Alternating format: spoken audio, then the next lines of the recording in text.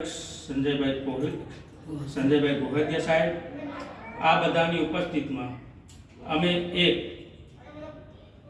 એવું આયોજન, એવો સંકલ્પ લીધો છે કે જે અત્યારે કરમસદ ખાતે જે ઉપવાસ આંદોલન ચાલી રહ્યું છે એના પરિપ્રેક્ષમાં અમે એટલે કે અમારી સરદાર વલ્લભભાઈ પટેલ પાર્ટીએ એવો સંકલ્પ કરીએ છીએ કે આવનારા સમયમાં અમે કરમસદ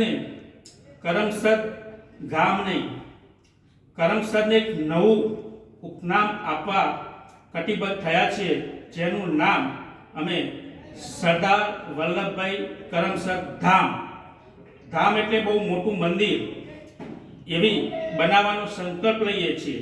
અને અમારી પાર્ટી જ્યારે સત્તામાં આવશે ત્યારે પહેલામાં પહેલું કામ અમારું એ જ હશે કે અમે કરમસદને ગામમાં એક મોટું સરદાર વલ્લભભાઈ પટેલ ધામ બનાવીએ, એ અમારી પ્રાયોરિટી રહેશે. જય સરદાર, જય સરદાર, જય સરદાર.